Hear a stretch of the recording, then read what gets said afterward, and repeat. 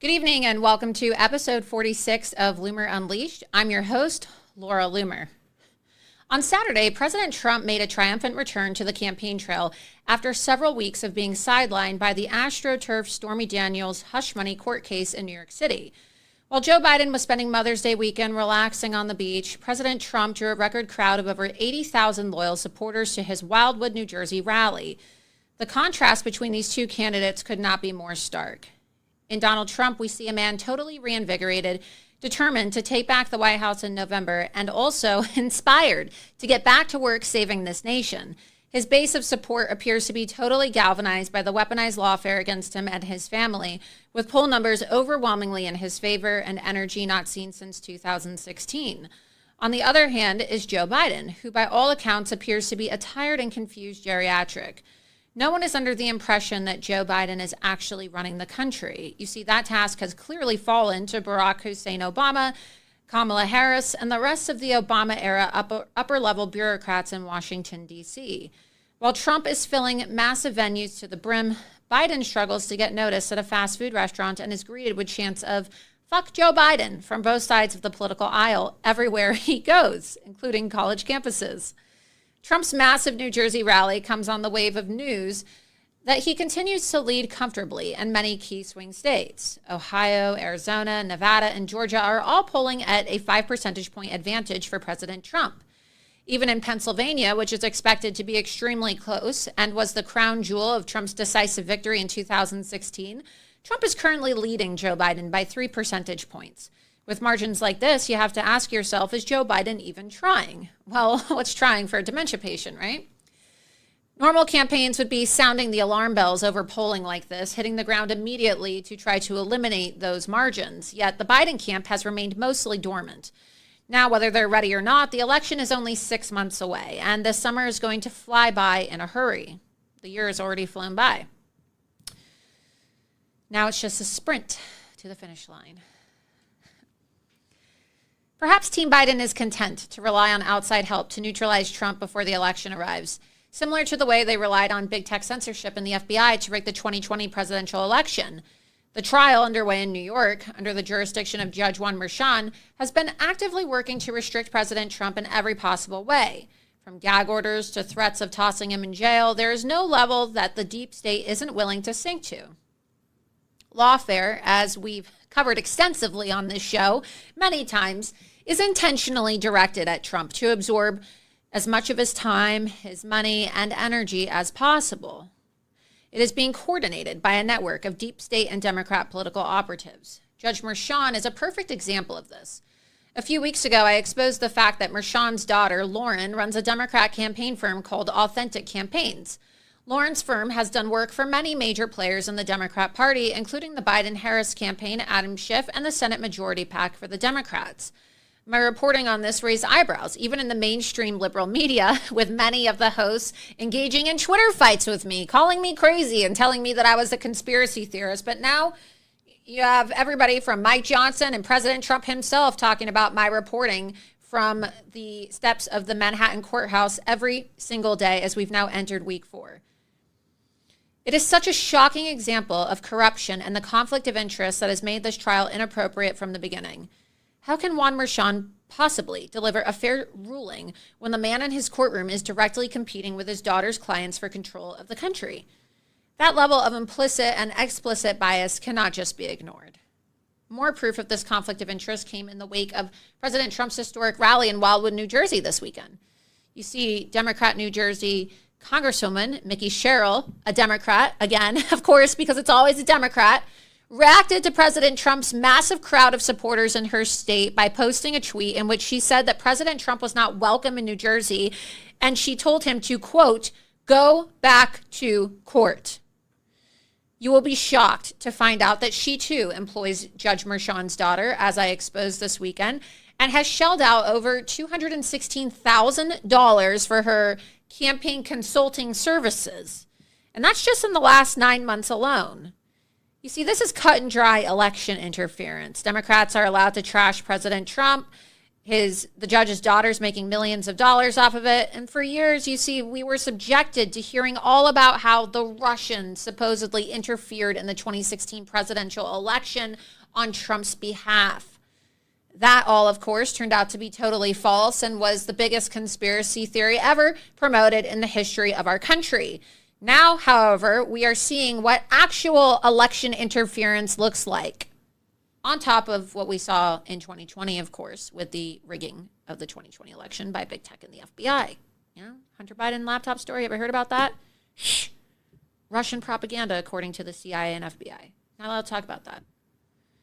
This is a coordinated effort from a clandestine web of interconnected Democrats and bureaucrats to prevent MAGA from ever getting near power in this country ever again. Fortunately, it is not working, at least so far. Despite everything they have thrown at President Trump, at us, MAGA has been totally reinvigorated. We have awoken to the corruption in every level of our federal government. We are awake. We have recognized the lawfare organized against President Trump, and we have circled the wagons around him in our response. Our energy and our conviction has returned to 2016 levels, as indicated in polling all across the nation. But we cannot become complacent simply because Trump is leading in the polls and surviving his court hearings. The pressure against him is only going to ramp up as November nears. These are pivotal 6 months ahead of us. As desperation mode sets in, the Dems will simply push harder, and they will become even more diabolical in their efforts to steal the 2024 presidential election. They will pursue stranger and even more radical options to stop President Trump, and they might even try to assassinate him. Moreover, while these swing state polls are looking great, there is always room for improvement. So, President Trump's campaign must focus on expanding these leads and shoring up his base as Trump continues to bulldoze every single day of his show trial. There is a young female journalist, conservative journalist, by the name of Laura Loomer. If America's men acted like Laura Loomer, our problems would be fixed in about 5 minutes. Chained herself to She Twitter. chained her.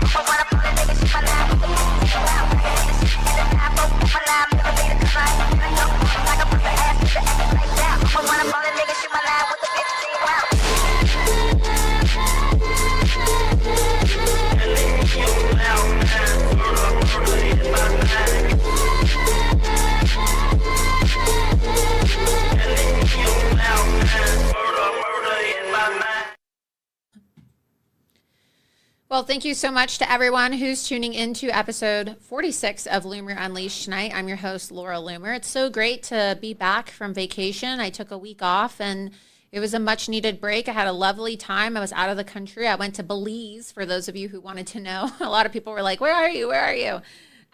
But sometimes I don't really like letting people know where I am until I get back. But I went to Belize. It was a nice time. I had a really nice time. I really enjoyed my trip. I swam with sharks. I went snorkeling. I went, what else did I do? Zip lining. Let's see. I went cave tubing. That was a lot of fun. I got sunburnt. I met new people. I had a really great time. I really enjoyed the trip. So, but of course, now it's the 6-month sprint, as I said before in my monologue, and also as I've been talking about obsessively for the last year and a half or so.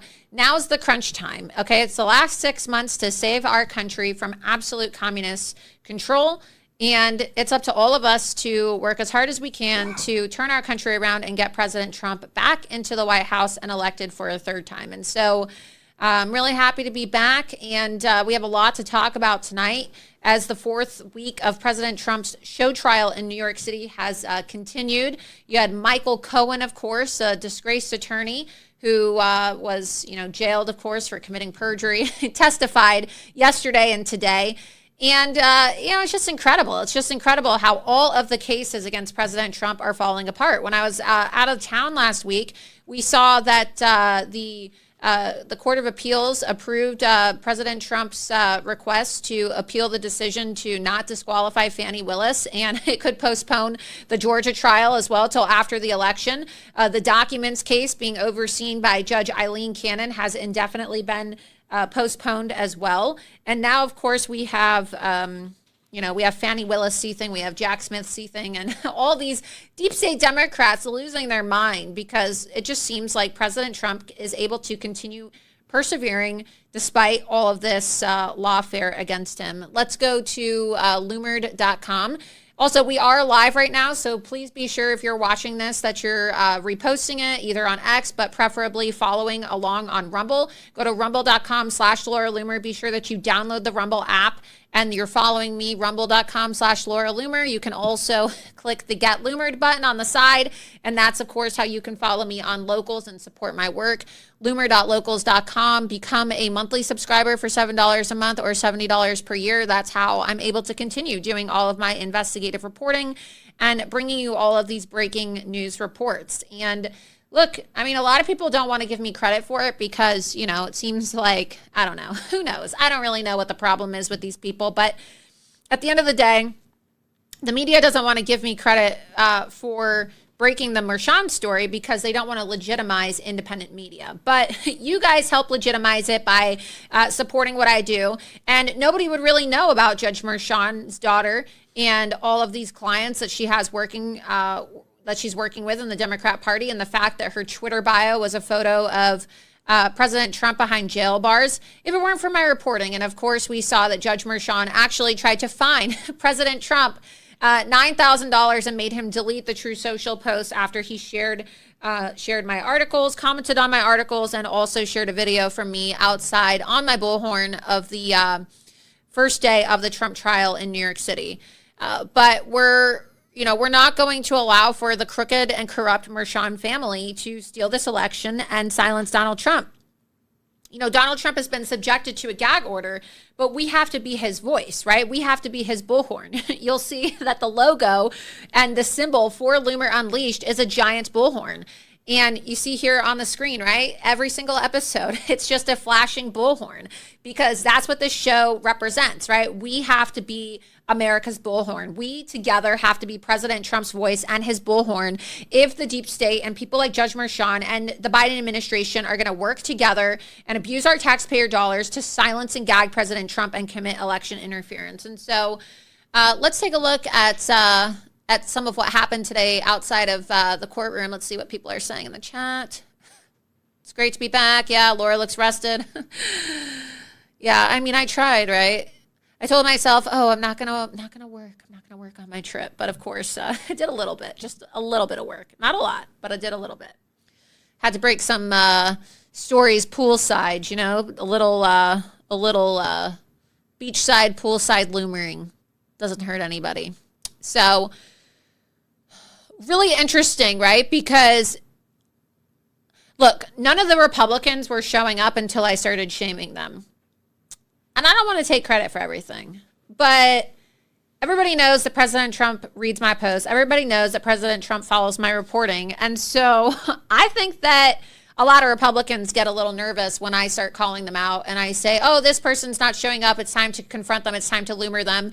And then, of course, we send Charles Downs, our Loomer Unleashed DC correspondent, to go confront everybody in Washington, D.C., because a lot of these Republicans were not doing anything. Like, why did it take 4 weeks for Republicans to get off their lazy asses and finally start showing up to court? You saw Rick Scott, to his credit, was the first, right? The first Republican elected official to do so. The first senator to actually show up to the trial. And then now you have basically like, it's not a clown show because I'm grateful for the Republicans who are showing up for President Trump. But it's like they're all showing up in matching outfits, right? It's like the blue suits and the white. It's like, here's the audition for vice presidents, right? Who loves Donald Trump more? And it's like none of you really, right, have really been there. I mean, look, I see Vivek Ramaswamy showed up. That's great. I mean, Vivek Ramaswamy dropped out and endorsed President Trump. I'm grateful for that. Then you have Doug Burgum, of course, who has been there. He's been campaigning with President Trump. So I won't rag on Doug Burgum and Vivek Ramaswamy. But, like, you'll notice that, there's like this kind of competitive streak where a lot of these elected officials that are showing up, right? A lot of the members of Congress, they want to try to like outdo each other, where, we all know what's going on. A lot of these people who are members of Congress are now just trying to, boost their fundraising numbers in an election year. Okay. Some of these people have political aspirations and they want to be VP. Do we have a photo? Okay. Because I'm not trying to sound like an asshole, okay? Look at the photo of what everybody showed up to wear to court, and you'll see what I'm talking about. They looked like they were all dressed as like a matching security firm standing behind President Trump. Identical outfits, all the men showing up. I don't know if they coordinated their wardrobes and called each other and they were like, hey, we're going to go support President Trump today outside the courthouse. So what are you wearing? Like how women call each other. I mean, we all know, you go to events. I've done this before where you call your friend or you call, whoever's invited you and you're like, so what are you wearing? What do you think I should wear? Right. Look, I just think it's kind of funny. Of course, I'm very grateful for everybody who showed up to support President Trump today, but you have to admit it is kind of funny. Look at their outfits. Everybody's wearing the same exact thing. I mean, what are the odds, right? Unless everybody in the GOP is just trying to dress like Donald Trump. Blue suit, right? White shirt, red tie. What do we think in the chat? Do you think they all called each other and were like, hey, what are we wearing today? Yeah. Matching outfits was funny as fuck, but respectful. Where was Ron to Meatball? Yeah. I know, right? Where's Ron DeSantis?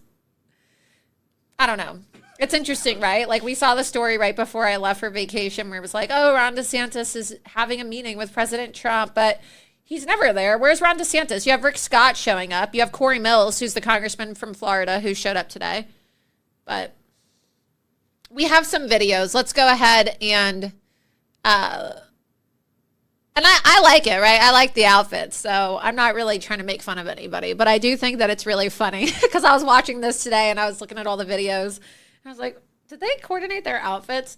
We have some clips, actually. A lot of really insightful comments that were made, especially by Vivek Ramaswamy and Doug Burgum. Doug Burgum said something really compelling, and I really like Doug Burgum. Doug Burgum, I don't know if he's going to be selected as VP. I don't like entertaining all these hypotheticals about who's going to be VP or who's not going to be VP.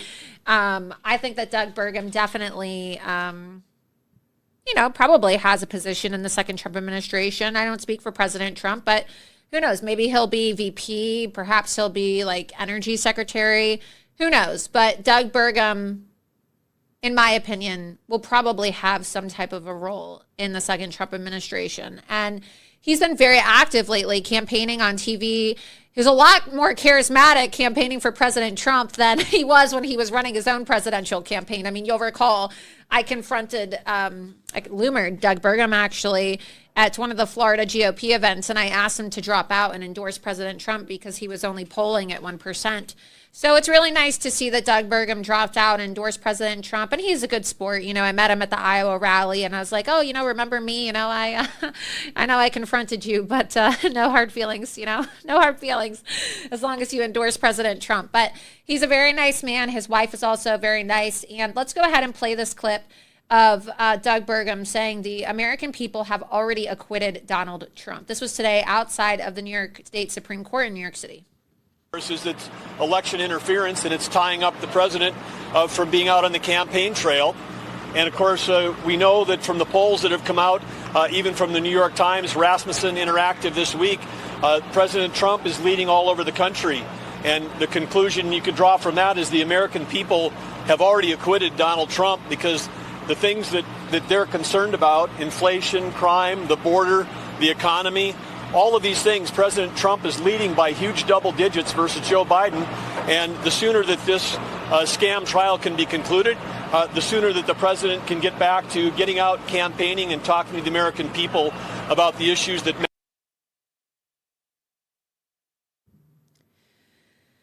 So Doug Burgum's right. I mean, this is egregious election interference. You got to really see the matching outfits in that clip, right? It's like reminds me of campaigns against President Trump showing up outside the courthouse to support President Trump. And again, it is very telling, right, that the other candidates are not there. So, for example, where's Ron DeSantis, right? Like, what is the guy doing? He's certainly not doing anything in Florida. So, I mean, could he really not fly to New York for a day and, go support President Trump with everybody else? You hear a lot of these never Trumpers and the people that are very bitter about President Trump being the nominee say, oh, MAGA's just so mean. They're just so unhinged, Oh, they're just so aggressive. And, the attacks, you got to stop attacking, Laura. You got to stop. Well, I think we can all agree that it's up to them. It's up to the people who decided to run against President Trump and stab him in the back to prove their loyalty. Right? To prove that they are the ones that are finally going to unify, since they're all obsessed with, unity. Look, okay, I'm not a fan of this kumbaya bullshit, okay? I am smart enough to know that Ron DeSantis and others have their own political aspirations for 2028. They want to just run.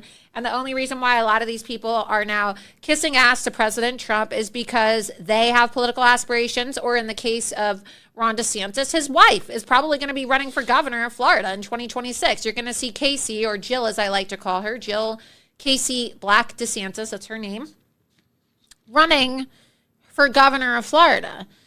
So I would like to see some of these people that want to cry about unity actually show through their actions that they support President Trump.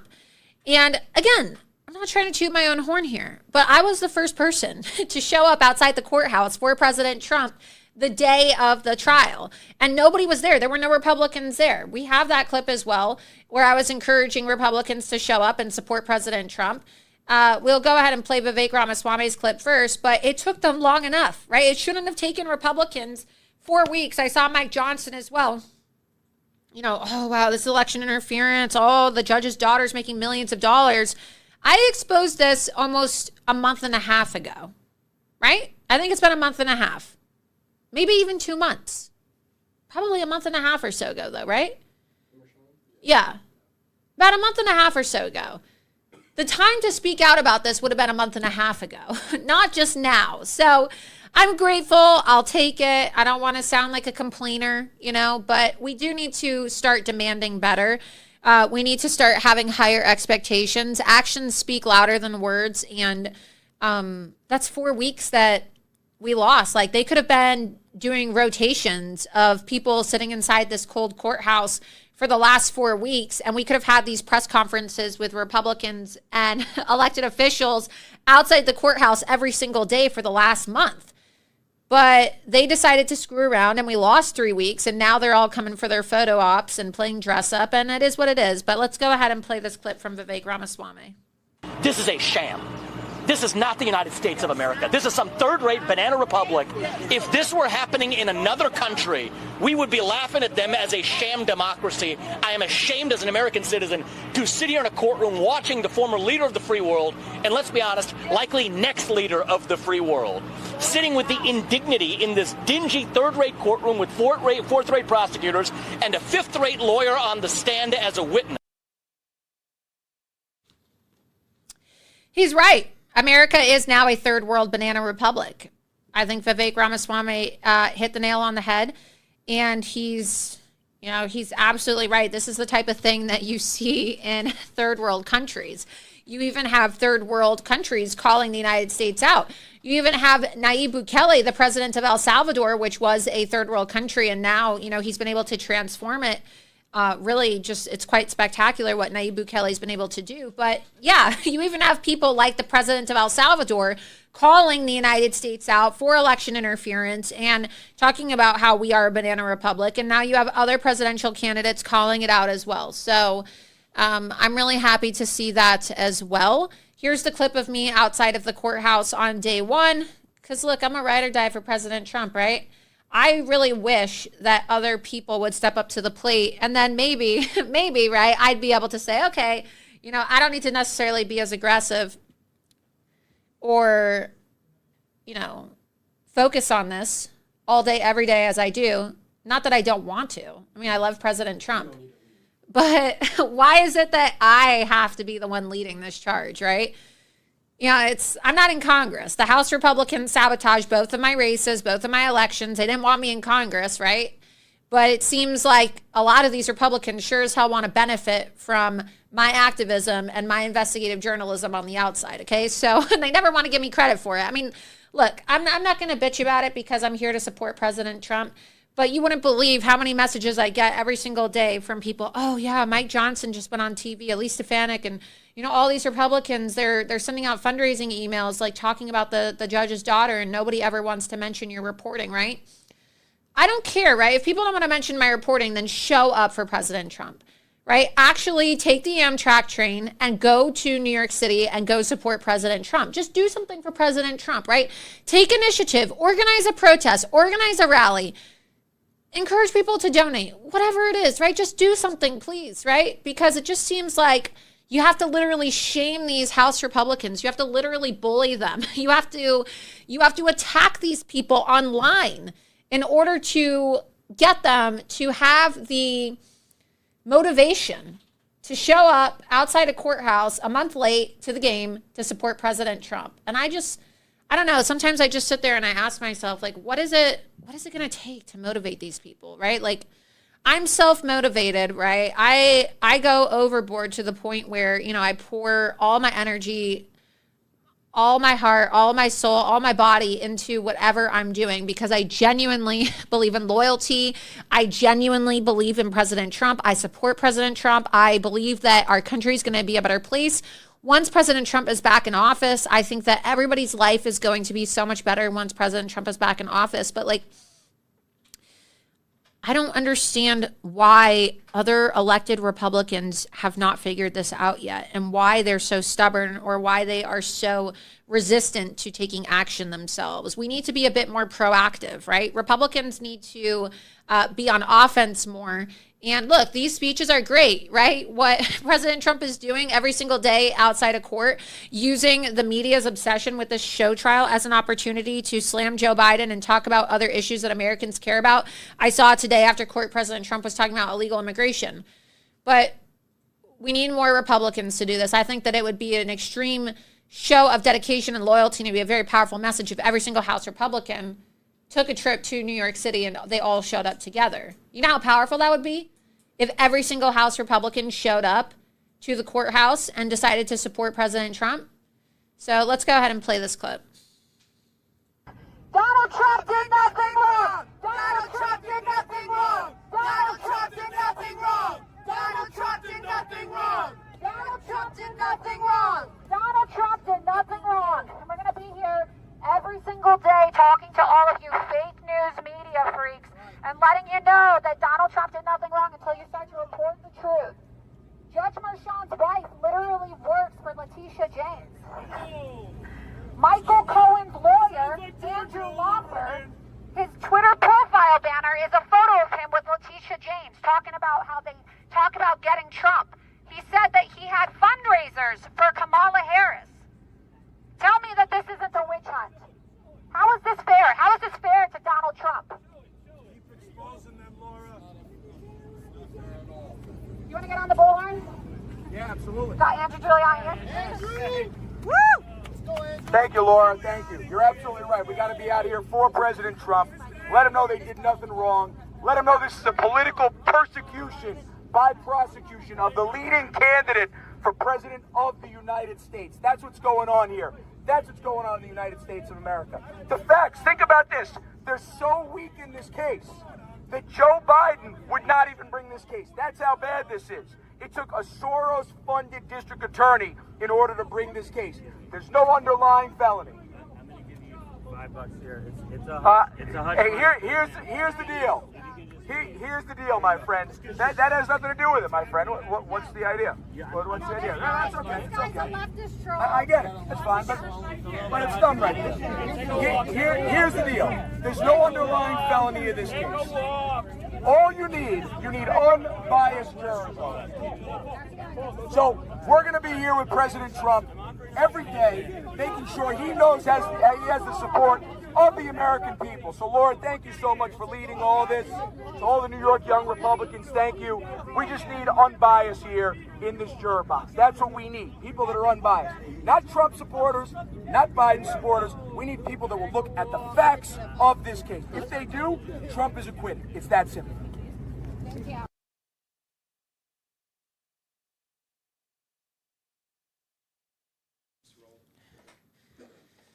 So, that was day one. That was day one of the trial. And look, there were no elected officials there that day. That was the time to show up, was day one. We're a month in now. We are a month into this trial, and now people are showing up. And it's probably going to take place for another month and a half or so. And again, I'm grateful, but we need to do better. We really do need to do better. Let's see. Another thing that happened today as well that was really interesting, while Michael Cohen was being, he was testifying and also being cross-examined, you had Representative Dan Goldman, who is a Democrat from the state of New York, and he was on MSNBC, and we have the clip. We can go ahead and play that for you in a moment. But who is Dan Goldman? Well, Dan Goldman is a congressman from the state of New York, and he also happens to be one of the clients of Loomervision, right? So you have a lot of these people. You have Mickey Sherrill, who I mentioned in the monologue, who is the Democrat congresswoman from New Jersey, who decided to, call out President Trump while he was giving his, amazing speech in Wildwood. And she said on her Twitter account that he's not welcome in the state of New Jersey, and actually told President Trump to go back to court. And as I exclusively reported this weekend, she's a client of Authentic Campaigns as well, and has paid Judge Merchan's daughter over $216,000 over the last 9 months. And then today, let's go ahead and play this clip really quick. Let's go ahead and play this clip from Dan Goldman on MSNBC, and you can hear what he said about Michael Cohen. Mind you, this interview took place today on MSDNC. Just try to conceptualize the conflict of interest here if you can. Democrat network, Democrat congresswoman, Democrat congressman from the state of New York, where the trial is taking place, and then listen to what he says about Michael Cohen while knowing that he is currently paying Judge Merchan's daughter for digital consulting. Go ahead and play the clip. And we're going to play this clip a couple times because it is that egregious. Go ahead and play the clip. And I have deposed Michael Cohen. I have met with him a number of times to prepare him. And I have deposed Michael Cohen. I have met with him a number of times to prepare him. So you can see he clearly said that he has deposed Michael Cohen, and he has also prepared Michael Cohen for the trial, right? So how is that exactly ethical? I want to know, why is a Democrat congressman talking to a perjurer? Why is a Democrat congressman who is a client of Judge Merchan's daughter preparing the prosecution's star witness in the trial that is being overseen by Judge Merchan? I mean, this just seems really wildly inappropriate, right? Let's see what people are saying. I mean, it really is out of control. We have Corey Mills. Let's play clip number one. Florida Congressman Corey Mills outside the courthouse today speaking about how Michael Cohen admitted to defrauding the Trump organization, and further reiterating what Vivek Ramaswamy said about how we live in a banana republic, calling our Department of Justice the Department of Injustice. Let's go ahead and play clip one. Thank you so much. What have we learned here today? What we've learned is that Michael Cohen, who has no credibility, who has purged himself multiple times, who has zero integrity, has actually admitted to defrauding the Trump organization. He has listed his invoice as being an actual legal precedent where, in fact, he's now claiming that it's something other than that, and that he knowingly and fraudulently put that forward. Look, as we talked about, why do they want this trial to continue? Well, they want it to continue because this is the fundraising source for Adam Schiff, for Biden, and for the Democrat opponents. This is nothing more than election interference at its finest. You are seeing where the weaponization of what was the Department of Justice, now the Department of Injustice, has continued to be utilized against the American people and against the President of the United States. I will tell you right now, the same way that I stand here steadfast behind our president, I know that America stands with him as well.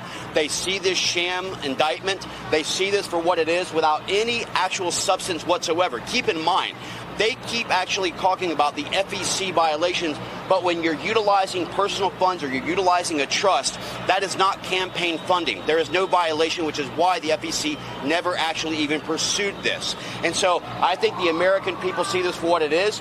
They want to keep President Trump off the campaign trail. They're seeing what's happening in the swing states across America, and they're seeing exactly that this is draining down assets and resources that can be utilized by the president to continue to forge ahead, to build a stronger economy, to secure our border, and to get our nation back on track. This is a sham, and that is the only thing this is. Michael Cohen has no credibility, no integrity, and this is weaponization against our president. He's right, of course. Let's go to Loomered.com. Loomered.com, we have a report up on the site. Michael Cohen's looming Monday testimony takes center stage at President Trump's trial Friday. Of course, you can read all about Michael Cohen's testimony, and you can see as well this report on Loomered.com. Exclusive, getting Trump pays off as New Jersey Dem Representative Mickey Sherrill, who told President Trump to go back to court, is a client of Judge Merchan's daughter, Authentic Campaign Firm. So let's see. Let's pull that up. There we go. And you can just see all the receipts here. We're going to show you guys all these receipts so you can see for yourself. So scroll down. New Jersey Democrat Congresswoman Mickey Sherrill posted on X that President Trump should go back to court. And of course, this was happening over the weekend. So she said this, right, in anticipation for Michael Cohen's testimony, which was attended by she said that in response to President Trump's massive Wildwood, New Jersey rally on Saturday, which was attended by over 80,000 people. Representative Sherrill's choice of words, go back to court, is vital because Sherrill is a client of Judge Merchan's daughter's firm, Authentic Campaigns, whose website describes its services as, quote, a comprehensive provider. We pride ourselves in being your ultimate destinations for all things digital, with a proven track record of collaborating with numerous partners. All things digital, as in also they write the tweets and they post the tweets, right? So that's a major conflict because that's what Mickey Sherrill is paying Judge Merchan's daughter's company for, digital consulting and social media management, as we know from the case study of them working for Congressman Adam Schiff, includes website overhaul, website management, email fundraising, social media management. And this lady, Mickey Sherrill, posted her comment on X. Okay, so let's scroll down right there. FEC records show that over the last 9 months, Mickey Sherrill, who's a Democrat, of course, from New Jersey, has paid Judge Merchan's daughter's company, Authentic Campaigns, over $216,000, $216,793.98. Excuse me.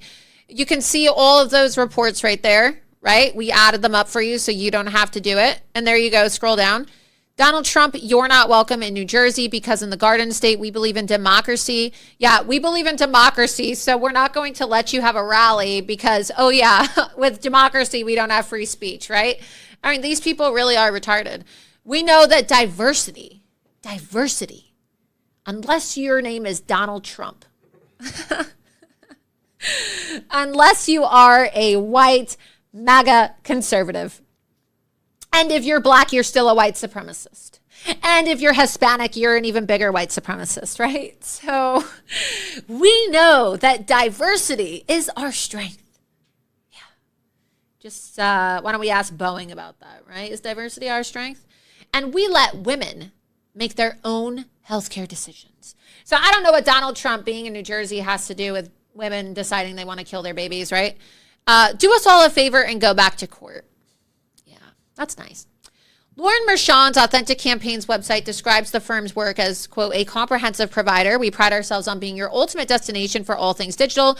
With a proven track record of collaborating with numerous partners, we bring a wealth of experience in digital execution and general consulting to the table. Below this quote, Authentic Campaign lists general consulting for social media as one of its, quote, services. This makes it highly likely that Lauren Mershon is writing social media attack posts on Trump off the trial that her father presides over, taking Judge Mershon's conflict of interest to a whole new level. So you can scroll down. We have the screenshots. We've got the receipts, right? Because that's what we do. We bring you the receipts here at Loomer Unleashed. That's why you got to go to rumble.com/Laura Loomer and subscribe today, because look, a lot of other people, they just want to talk and talk and talk and talk, and they just want to, like, you know, make things up, and sometimes they back it up, sometimes they don't, but I will always bring their receipts, and that's what I did. I brought their receipts. Here we go. Scroll up a little bit so that you can see that's Authentic. That's their website. There's the big screenshot. Authentic. What can we do for you? We offer an extensive range of cutting-edge digital solutions to ensure your success, right? Oh, wow. Like what? As a comprehensive provider, we pride ourselves on being your ultimate destinations for all things digital. With a proven track record of collaborating with numerous partners, we bring a wealth of experience in digital execution and general consulting to the table. Digital execution. Ooh, like what? Like going after your enemies or attacking your opponents? Like, what do they mean by digital execution? Explore our core services below. General consulting, online fundraising, digital paid media. So you can see that I responded. You could scroll down and you can see my my tweet there. Exclusive New Jersey Democrat Congresswoman Mickey Sherrill, who told President Trump to go back to court in New York, where he's on trial under Judge Mershon yesterday while he was having a massive rally in Wildwood, is a client of Judge Mershon's daughter. This, of course, got over 1 million views. Actually, I think it's got over 2 million views now if you click on it. But it's totally inappropriate. Just a major conflict of interest. Absolute conflict of interest. Let's scroll down a bit. Let's see how many views this has. 2.5 million. Right? So I posted that a couple days ago, and it already has 2.5 million views. No response from Mickey Sherrill, though, yet. No response from Mickey Sherrill. But this is really happening. This is so unbelievable. You can read about it on Loomer.com. I encourage you all to take a look at this report. Send it to your friends and family. This is election interference, where Donald Trump is trying to campaign in New Jersey, which is now in play, next door to New York, and the Congresswoman is using the court overseen by her vendor's father as an excuse to tell Trump to not campaign in the state that she is a Congresswoman in. I mean, if that's not election interference, I don't know what is, right? Loomered.com, read all about it. Just like you can read all about Michael Cohen and all of his shenanigans too. More Judge Mershon conflicts of interest. Here's another Loomered report, okay? Go to Loomered.com.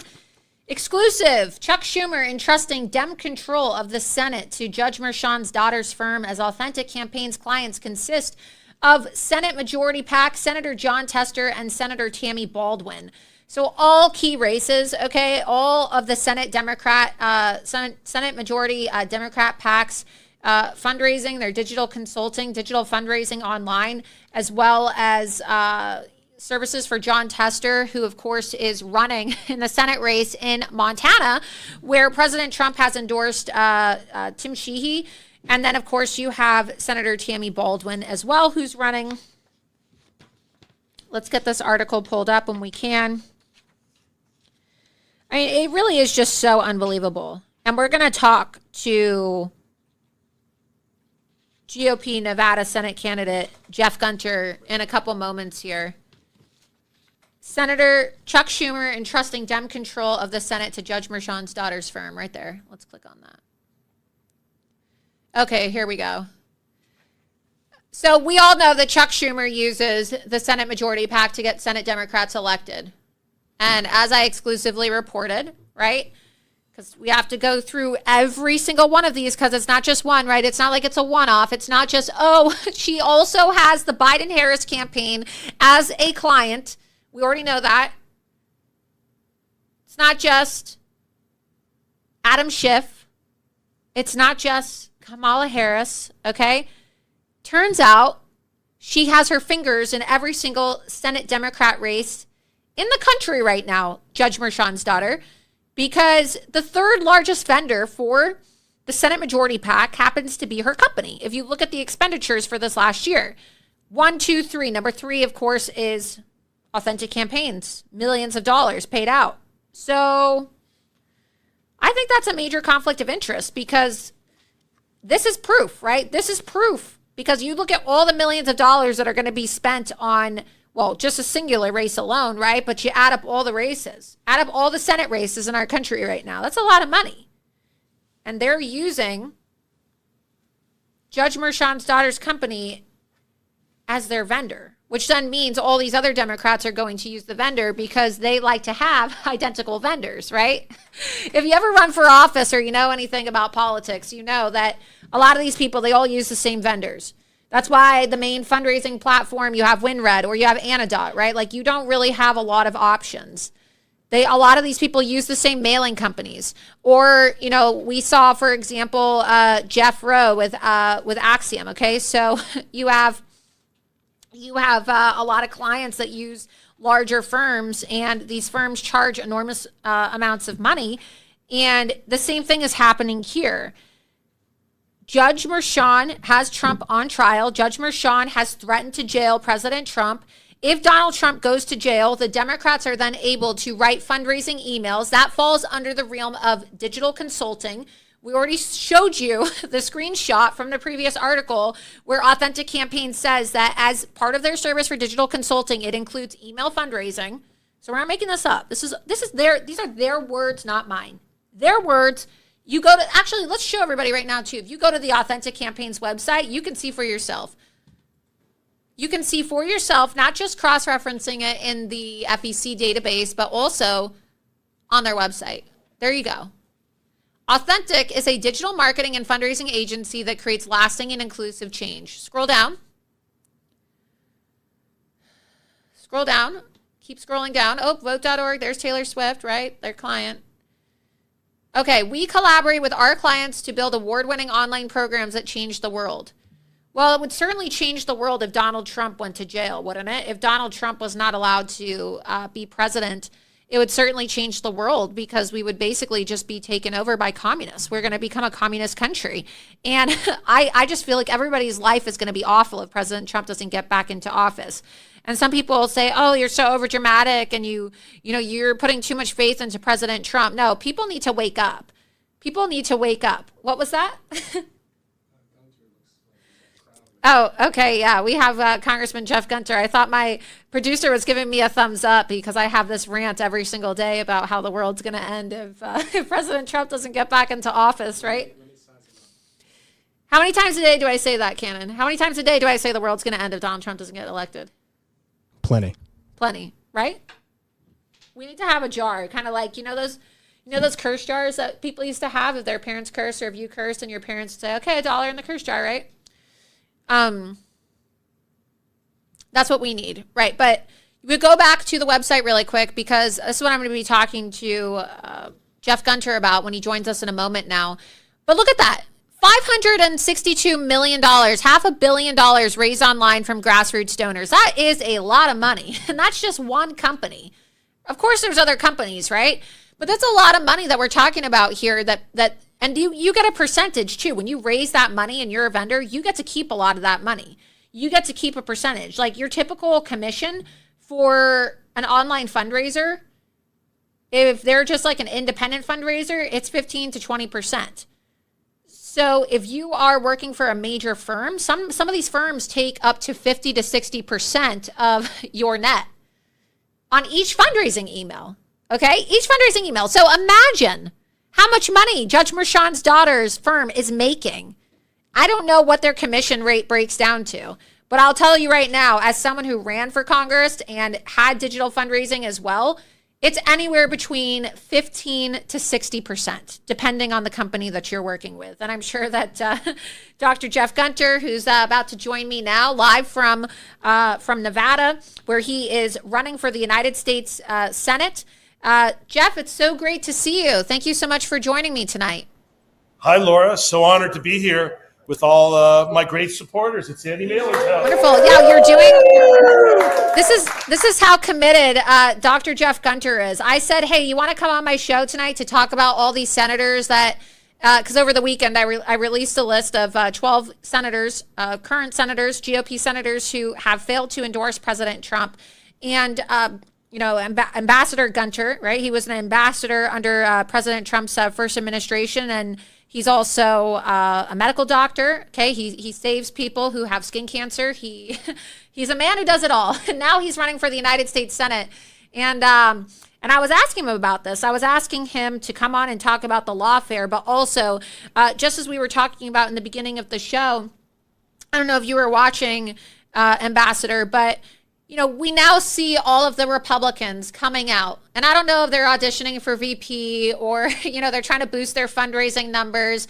But you've always been a ride or die for President Trump, which is why, I've endorsed you, for your candidacy for Senate in Nevada. What do you think about all these Republican candidates in the Senate and the Congress now coming out, in week 4, right? 4 weeks into the Trump trial to support President Trump, and just this egregious lawfare, and the fact that Judge Merchan's daughter, as I've shown extensively with report after report, is literally making millions of dollars off of her father overseeing this trial.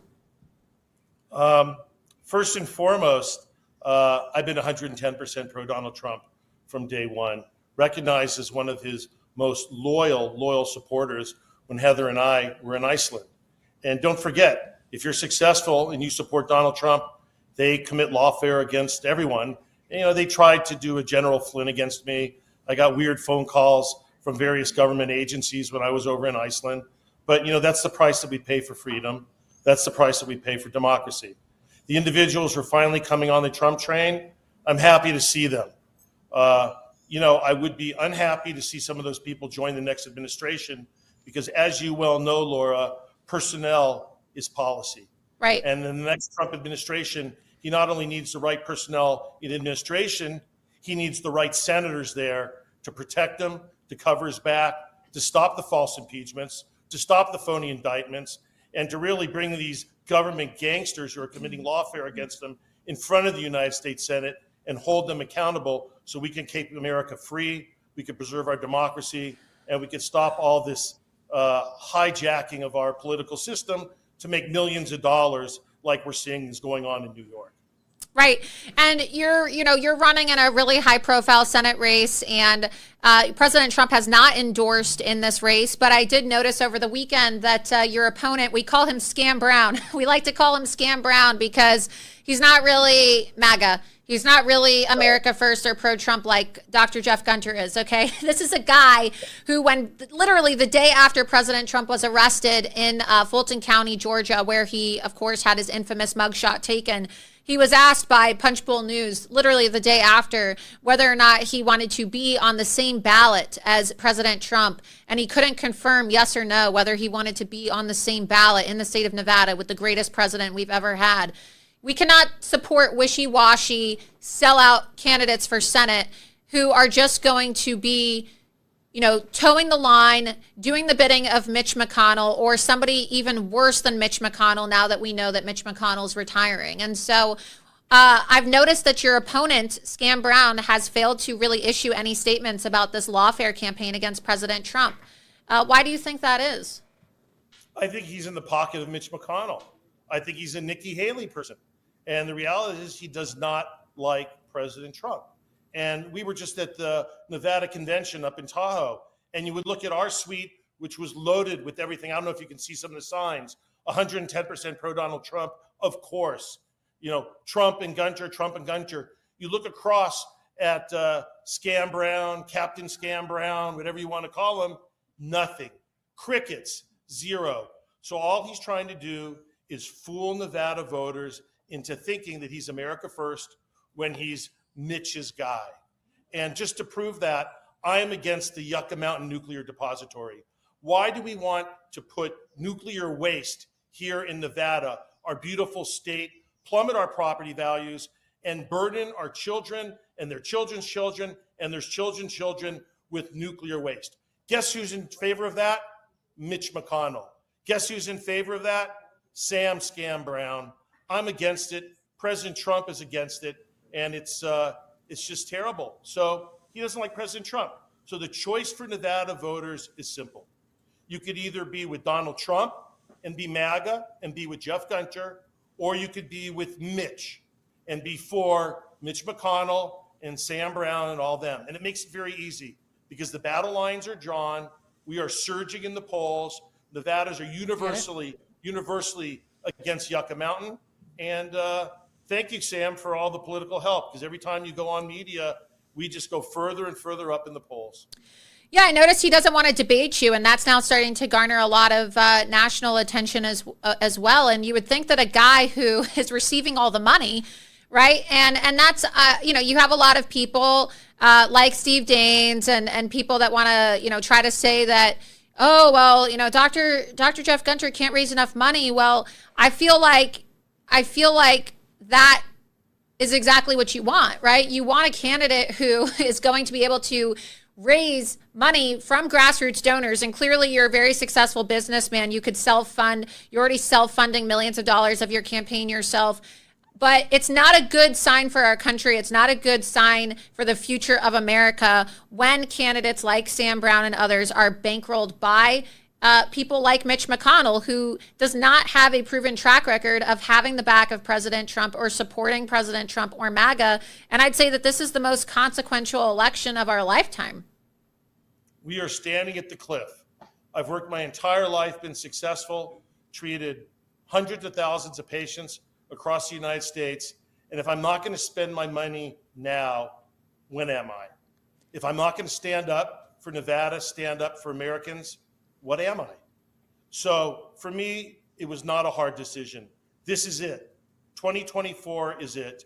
And we're either going to protect America, protect democracy, stand up for America first, or we're going to fall right off that cliff, and God knows where America will be. And it's very Trumpian. It's very Trumpian because President Trump also self-funded. And, it takes a lot to run a campaign off of other people's money, but it speaks a lot more to your character when you are using your own money, to try to better your constituents' lives, to better the future of our country, and to support President Trump. I want to go ahead, Ambassador, and play your latest ad that you released. I know that you were just talking about this, how your opponent is in support of putting this toxic waste plant. It's a lot of things, a lot of toxic waste in the swamp in Washington, D.C. And not only has your opponent aligned with toxic Mitch McConnell, but now he's also trying to bring the toxic waste to the state of Nevada. Let's go ahead and play this really incredible, powerful ad that you just released. I'm Jeff Gunter, and this is my office. For 25 years, I've treated skin cancer patients and have seen the damage radiation can do.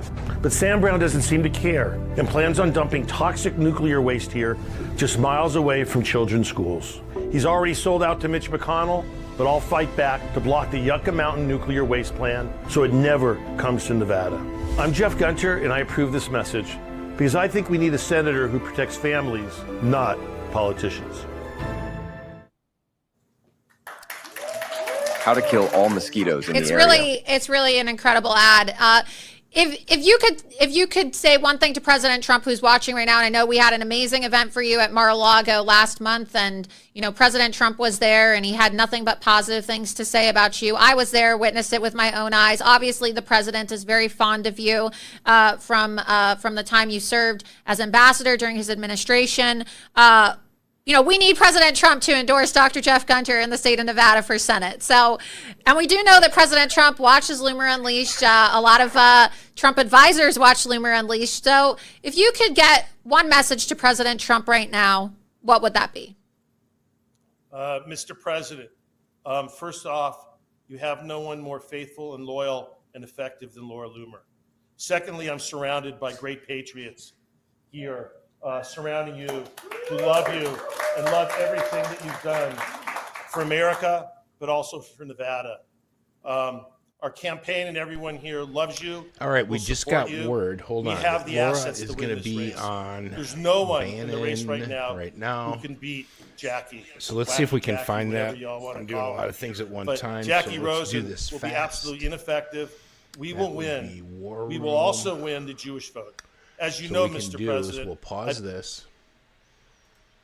We'll get a new Rumble. We'll find Bannon. Let's see.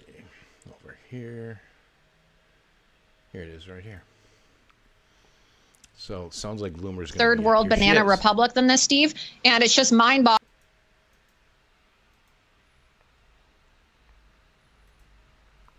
To me that Congressman Goldman hasn't been forced to resign yet, and that Judge Merchan still hasn't recused himself. Laura, let me ask you. Last night, because Goldman's on oversight, he's always a big mouth. He's a trust fund kid. He got into it with Luna last night, APL.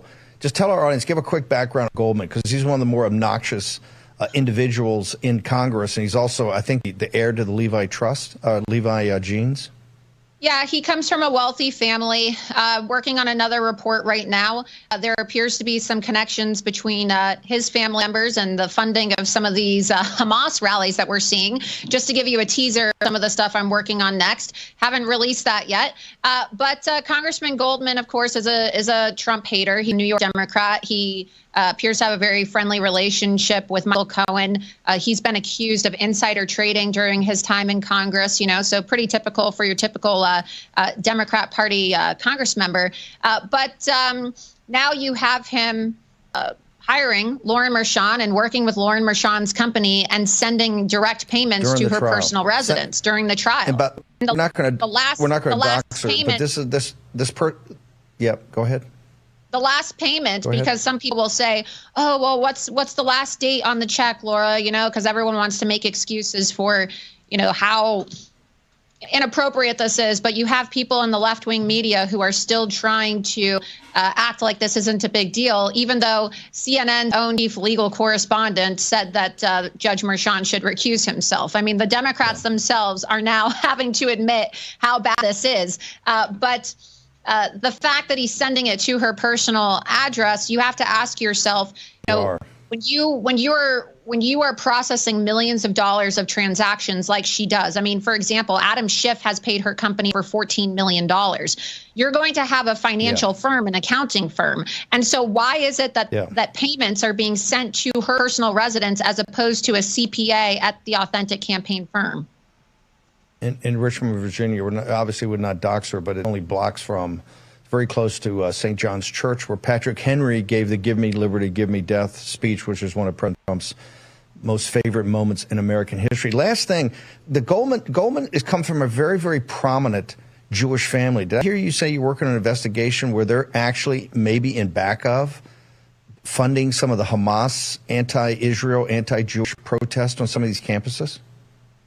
Yeah, I don't want to give away too much of the investigation, but I have evidence that suggests that members of Goldman's family, Congressman Goldman's family, are involved in the funding of some of these Hamas riots that are taking place on college campuses. And so I'll be working on that story soon. Obviously, the Merchan stuff comes first because President Trump is in trial and time is of the essence. And really, this case needs to be dismissed and all of these people need to be investigated. I really don't understand why the House Oversight Committee in Congress, Steve, perhaps you have some insight into this, hasn't launched an investigation or subpoenaed Lauren Merchan. I mean, I think that Lauren Merchan should be subpoenaed, and they need to be reviewing the bank records of authentic campaigns immediately. Like, why hasn't this been done? I mean, Republicans are in control for what? And judiciary, and weaponization. We work on this literally every day. Laura, podcast, social media, where do people get to all your investigations, ma'am?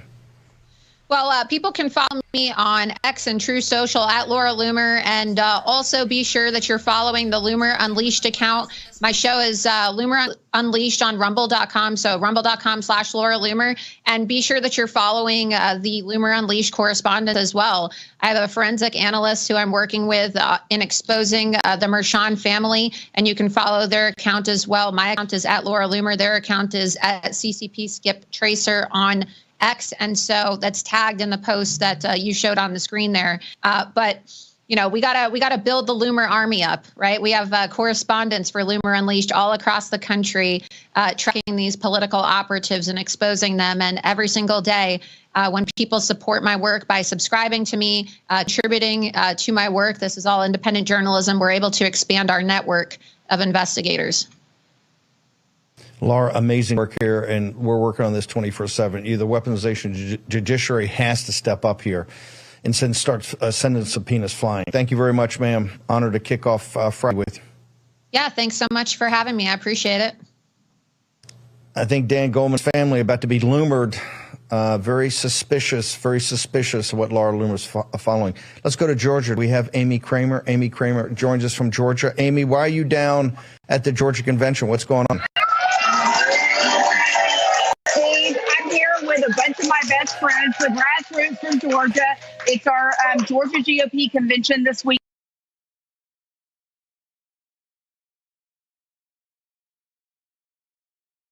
As you know, Mr. President, I've been deeply involved with Jewish issues my entire life, whether it's the Republican Jewish Coalition, whether it's volunteering and working in Israel. So I can certainly guarantee you that with my support and us working together, Mr. President, that we will make America great. We will make Nevada great. We will get those 80,000 unheard Jewish voters here in Nevada, and we will truly, truly fight for you morning and night. And we're fighters. We're great counterpunchers, as you could tell. And you have great allies here. But let's face it, it's your decision, sir. You've done great things for America, and I know you will make the right decision. But we're honored to be fighting for you. And like the ads, like our little billboard there says, we will build the wall, and we will deport them all. And God bless you, Mr. President. And God bless you, Lord. Well, thank you so much. And, anytime you want to come on Loomer Unleashed, you have an open invitation, and wish you all the best. And for those of you who are watching right now, right? I mean, we have people watching all over the country, really all over the world. We are live right now. But the Nevada GOP Senate primary takes place on June 11th. And so tell people what they need to know about early voting or all of the different dates as we're quickly approaching the primary, Ambassador. Early voting on the 25th, in-person voting on the 11th. But we all need to come out. We have to make this too big to rig. We have to do it in the primary, and then we have to do it in the general election. We need to just show our strength and our force and our conviction. And after the primary is over, when we get into the general election, we will be checking out those voter rolls. We've already been working on Repair the Vote, and we're going to make this a free and fair election. We're going to take back Nevada. And remember, what happens in Las Vegas does not always stay in Las Vegas. And it's going to go across the country. We're going to see a big red wave, and it's going to be led by myself, by my wife Heather, by Laura Loomer, by Sandy Malin, and all the great supporters that we have here. Yeah. We have a large influx of illegal aliens who are coming in to our country. And of course, one of the places where a lot of them are coming in is the state of Nevada. And you've had an increase of crime there. You have a governor. Well, I'll say I'm not really a fan of the governor. But you have a governor who, when he was sheriff, of course, advocated for sanctuary cities. You have a lot of Republicans who, in my opinion, in the state of Nevada are a bit weak on immigration. And so what are you doing to make sure that illegal aliens are not going to be voting in this election? What kind of efforts are you taking? Because you mentioned election integrity. What kind of efforts are you taking to secure this election so that it's not just rigged by people who shouldn't be voting in our election, but also, rigged by mail-in ballot dumps at the last minute? We've seen that this isn't just something that Democrats do. This is something that the uniparty establishment Republicans do as well in order to keep America First candidates out of office. Well, we've been covering the state with something called Repair the Vote. And we recently received $1 million from Governor Lombardo because he understands the importance of this issue. That's good. I'm glad that he's kind of changed his positions then, because, I think that I think he was hit on this a lot when he ran for governor, but he was slammed. I covered that race extensively. I did a lot of reporting on the ground in Nevada, and I know that a lot of people took issue with some of his, I guess you could say, more liberal positions when he was sheriff. So I'm happy to see that initiative is now taking place in the state of Nevada. Absolutely, but it's strength. It's the power of all those people behind me. It's the power of our campaign and the great people who are running Repair the Vote here in Nevada. We have to keep pushing on. We can't be weak. We have to be strong. We can't be timid. We have to be strong, and we have to be fearless, because it's our democracy that we're saving. It's the greatness of America and the reasons why our great-grandparents, our grandparents, our parents, or even us came to this amazing country. And like Reagan said, it's only a generation away from losing our country. And that's why we're all stepping up. And we have to make our elections free and fair. And thank God we had a caucus here in Nevada where, guess what? People needed an ID. People voted on that one day, and Donald Trump won 99% of the vote. And it was an amazing celebration. We actually had contact with 20,000 of the 60,000 voters who voted for Donald Trump. So we're strong. We're going to take back our country, and we're on a trajectory to take back the Senate and retire Mitch McConnell and the rest of the D.C. elites. Wonderful. Well, I'm very confident that with people like you in the United States Senate, President Trump is going to have the backing and the support that he needs to make America great again, because one of the biggest issues that we had, during President Trump's first administration were go along, get along rhinos that worked against him. I mean, we had control of the House, we had control of the Senate, we had control of the White House in the first 2 years of the Trump administration. And that was the biggest threat, in my opinion, to further perpetuating more MAGA policies. So if you live in Nevada and you're watching this episode right, we're ready and we're streaming. All we have to do is just listen to her and then find it. That'll be over here. She's gonna be on Owen. All right, let's go here to Owen. We don't want to miss it. You know what I'm saying? Just go there now. Where's Owen? Come on, Owen. Here he is.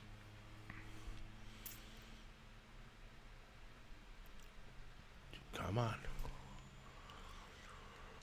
We're signed in. I'm asking this computer to do so much. We're streaming on 4 platforms right now. We're streaming on Rumble, X, YouTube, and Instagram, all at the same time. I know. How do I do it? How does he do that? So my computer's so overtasked right now. Now I'm asking it to do more. I should probably lose a page. Keep these. We need those. We'll give it a minute to catch up. So what's everybody doing? This is really awesome. So Laura just tweeted that here. I'll read her tweet while we're waiting. I'll read the tweet. And I can't believe it. I mean, usually I'll be live on InfoWars with Owen Schroyer at 5:30 p.m. Eastern tonight, talking about my latest expose into Judge Merchan's daughter and why New York Democrat at Rep. Dan Goldman is sending Lauren Merchan money to her personal residence in Virginia after he coached. So what does it even mean? Black Michael and white Cohen is literally made up. Ahead of the Trump trial. Watch live here. So here we are. We're here. Now we just got to give it a second to catch up. I have so much going. We're live streaming on 4 platforms. It's crazy. And then we're trying to follow Laura as she goes live. Laura's hitting all the lives right now. So just let this come up. People just wouldn't understand what I'm saying. Volume up. Come on, Owen. So I try to say Black Americans when I'm talking about it, because it's not even right to say African Americans.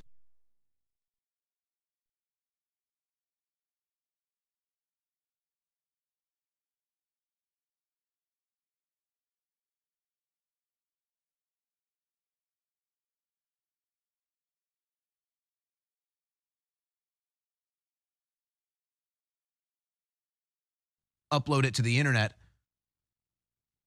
No, that's fine. Multiple bags of cocaine now found in the White House and in Congress now that Biden's around. It's all good for that, but not if you're on the streets, not according to Joe Biden in clip 5. This is from 1997. It's drugs, stupid. It's drugs. It's drugs, stupid. It's drugs. And it is. It is drugs.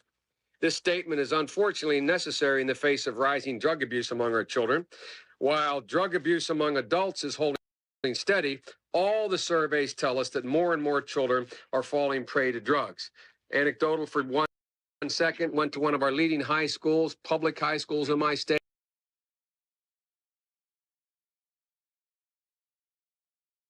And one of the leading private high schools in the midst of the campaign, asked them about what they thought about marijuana, how many thought it was harmless. 85% of the kids raised their hand. First time since the 1974 I've had a debate in a high school with children about whether or not, why isn't it legal? It's the old 1974 argument when I got started in this business. So we have to understand there are 39 million.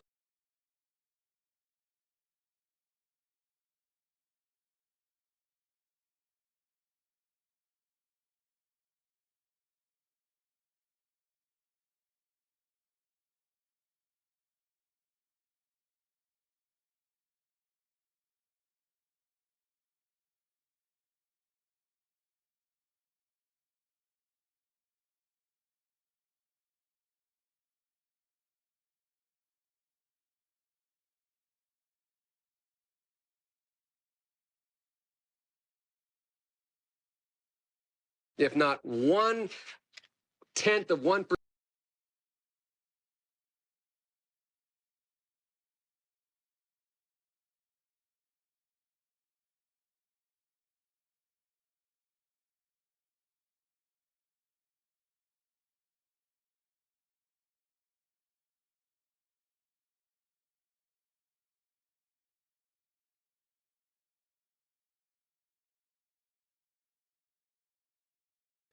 Drug courts are not lenient, they are tougher. They are tougher. What changed?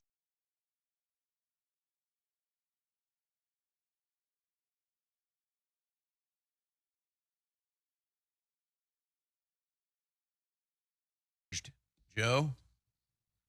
What changed? Well, the Democrat voter base changed.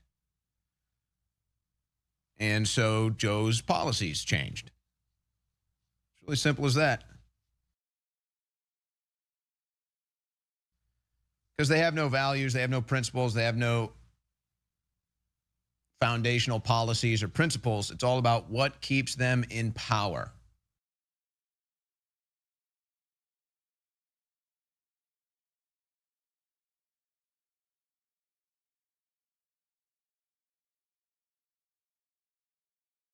There's the reactionary right now too that just gets controlled by the left, and they can't even think independently anymore, or even comprehend what's being communicated.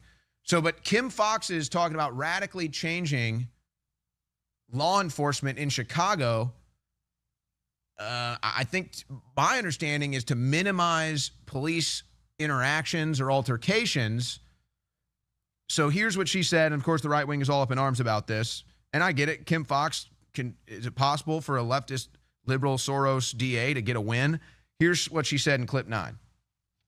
Is not having an impact on public safety. State's Attorney Kim Foxx tonight tells the I-Team that before she leaves office early next year, she wants traffic stop-based searches by police to be prohibited unless there is a public safety threat. Doing these searches, again, searches that have a disproportionate impact on Black and brown communities that don't net a public safety benefit, we should not do that. Under this newly drafted state's attorney policy that has been obtained tonight by the I-Team, traffic stops for routine minor infractions would not be allowed, and the state's attorney would decline to prosecute cases that are solely the product of a non-public safety traffic stop, even if a gun, drugs, or stolen property were found during the subsequent search. For instance, the case of Dexter Reed, if he hadn't been stopped under a policy that would prevent non-public safety kinds of stops, he would probably still be alive today, but at the same time, you'd have an individual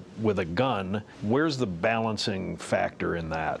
I would also say we'd have a police officer who wasn't shot in the line of duty as well. Yeah, as if Democrats care about that. But I think that the direction here is right. I think that the motives and maybe even the application is certainly questionable and open for debate. But no, I believe that the motive here is right. I believe that having less traffic stops, less interactions with police is part of the way to stop police shootings or police getting shot by people. When you get pulled over, getting shot by a police officer, I mean, that's just sheer logistics. That's just sheer numbers. So yeah, I don't want to get pulled over because I got an expired tag. I don't want to get pulled over because I was going 5 miles an hour over the speed limit or I rolled a traffic sign. So yeah, we should probably stop having police harassing people because they have protocols and minimums when it comes to how many citations they have to hand out. If there's a direct threat, then they can address that. But I think directionally, I think that maybe she's onto something. Again, making it about race and then saying if we actually do come upon a criminal that we're not going to prosecute, that's probably going a little far. But yeah, I mean, really, if you want to stop violent altercations for really no good foundational reason between citizens and police officers, that's what you would do. You would simply find a way to lower the numbers. That's what you would do. And I've been consistent on that view for more than 10 years. Specifically when I was covering the Mike Brown Ferguson riots. Now, he deserved to be arrested.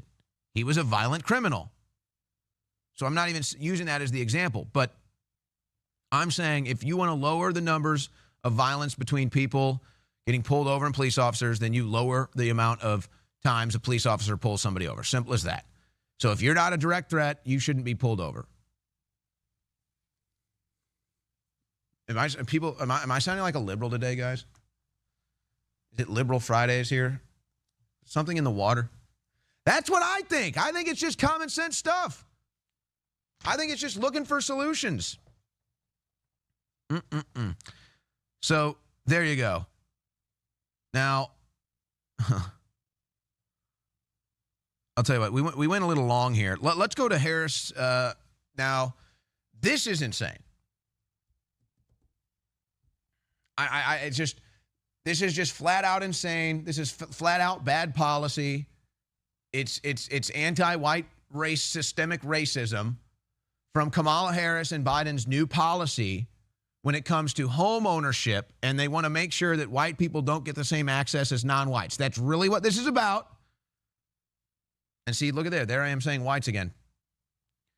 But that's really what this is about. Listen to what Kamala Harris says at this 40 minutes conference she does about a new plan for housing projects.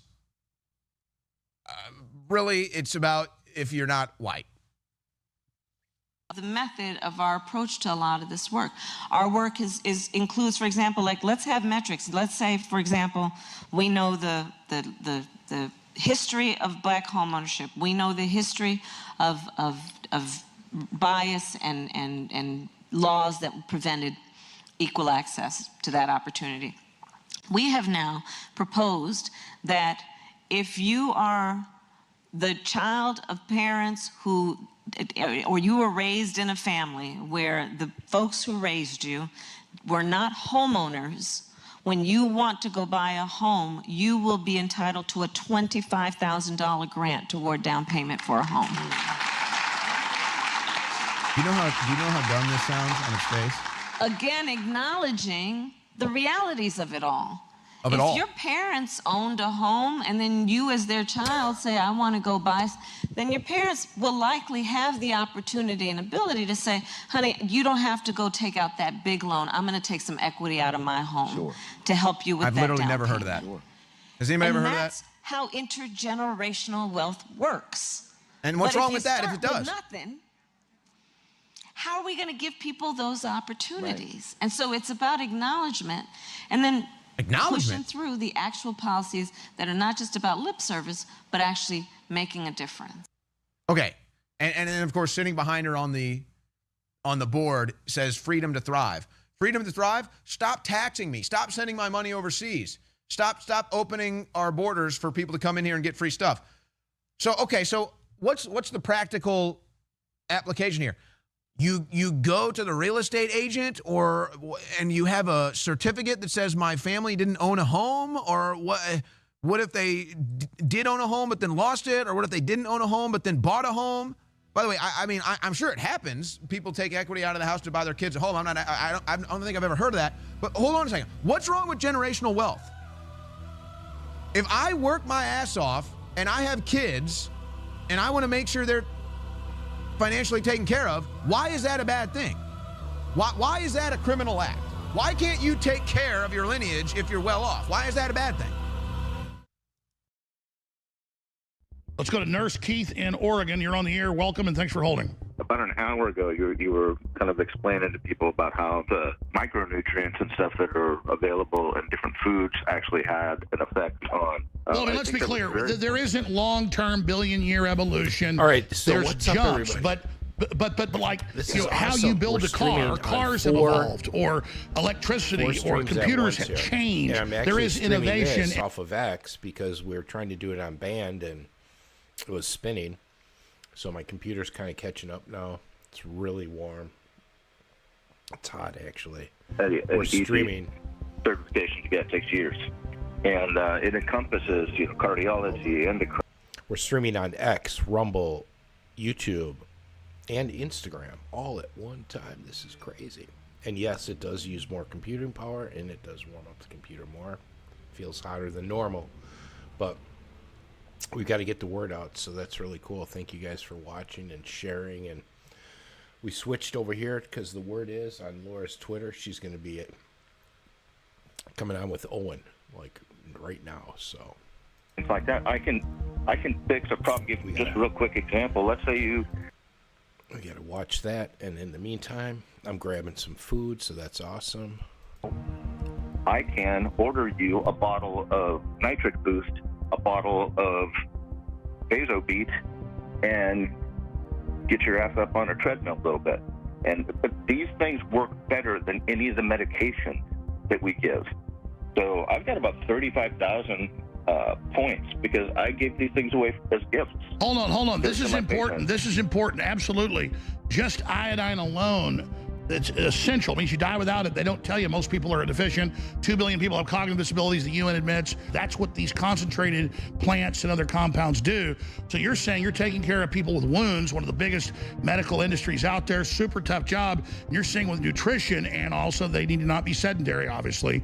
You're seeing massive effects, because I've actually read about this. I'm not an expert like you, but that there's massive problems because the doctors don't even say exercise or get out of the bed or take supplements that are good for your skin. And it's so simple. I mean, my wife takes supplements to have good hair and good nails, and it really works for her. I mean, this stuff works. It's the compounds. Tell people about some of the things you've witnessed. Alex, I would not have 35,000 Patriot points if this stuff didn't work. I'm not into buying BS, and I don't push BS. When I've got a complex wound and I see something that you guys sell that I know perfectly fits. I love vitamin C and zinc. It's simple stuff, but the difference is the things that you guys sell versus what I buy at Walmart, they're not even in the same game. The stuff that you guys sell is legit. We can sell the stuff Walmart sells, synthetic stuff, and the bottle costs more than what they're selling. With us, these products, some of these products are costing us $30 a bottle, like DNA Force, okay? I mean, so there's cost because it is the highest rated. If you're taking a nitrate, like you were talking about the Nitric Boost, well, that is going to vasodilate. So when you're vasodilated, yeah, you're going to be pitching a proper 10. The Vasobeat does the exact same thing. But it also helps if I've got a person who's got really poor perfusion and I just want to get their blood flow going so that I can keep this wound from going septic and actually get some granulation going. Or I could throw all the medications at it, not going to do a damn thing. The doctors see the patient for 10 minutes, write a prescription, and say, okay, come back in 45 days. And it's my job to actually go figure it out. And so I use a lot of the stuff that you guys have. Thank you so much, and God bless you, Nurse Keith. We'll talk to you soon. Get his name and number. If you are receiving this transmission, you are the resistance.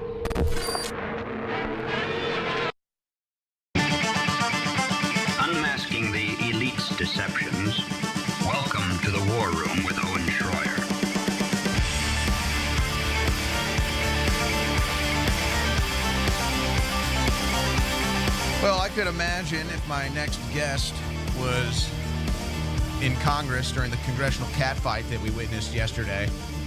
She doesn't shy away from taking the claws out, and then the claws come out for her too.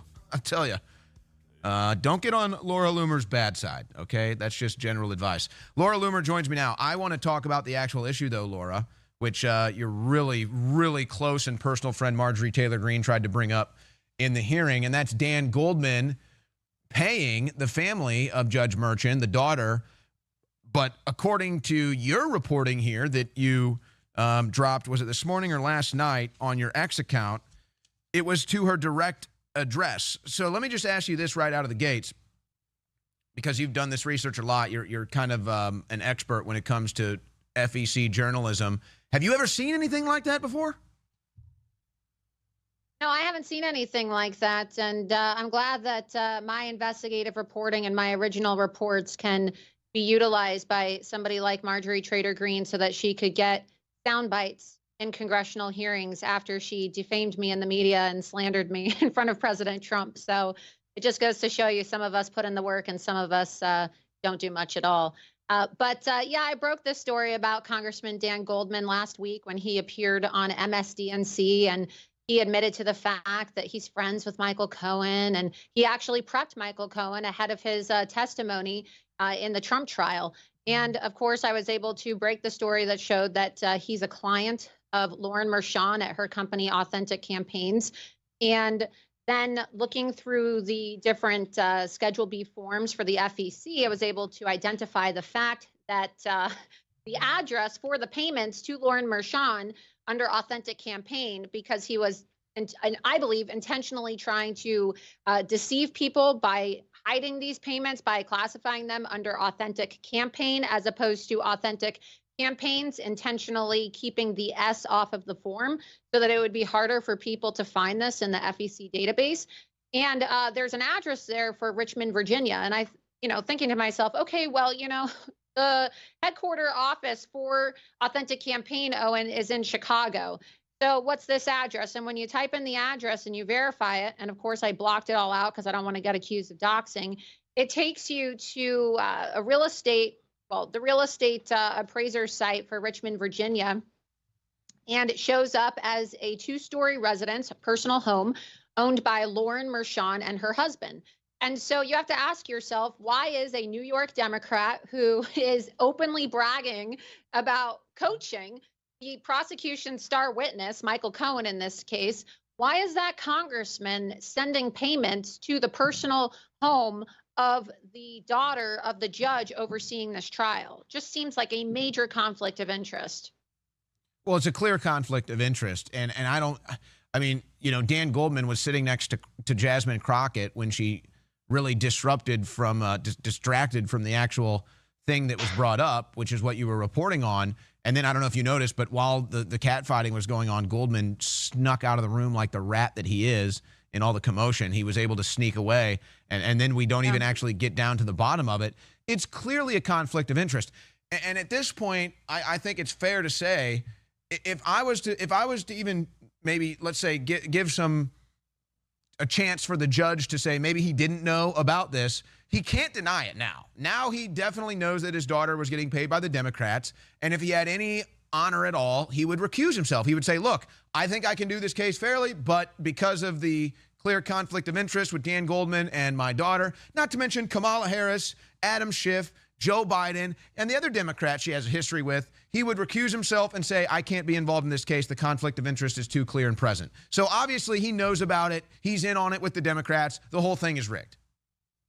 Yeah, absolutely. I mean, I think they all know about it now. And as I said before, I'm just so grateful that all of my investigative reporting can be utilized by so many of these members of Congress who hold me in, disdain and have outwardly attacked me and my credibility. So again, it's what just do kind I of need to do? interesting, right? What do I need to do to build a bridge It is for you and Marjorie? It is a little interesting. I just think it's interesting that I just want you to understand that, when President Trump wanted to hire me, he wanted to hire me to do this type of work, and so it's interesting that I don't work for President Trump, and Marjorie is now utilizing my research and acting as if my work is her work on the floor of the congressional house. And it's just quite dishonest, in my opinion. And it just goes to show a lack of character and a lack of integrity, in my opinion. Because some of us really do put a lot of effort. Laura, what do I need to do? What do I need to do to build a bridge for you and Marjorie Taylor Greene? What can I do here? I think it's officially burned. She decided to do that when she did what she did.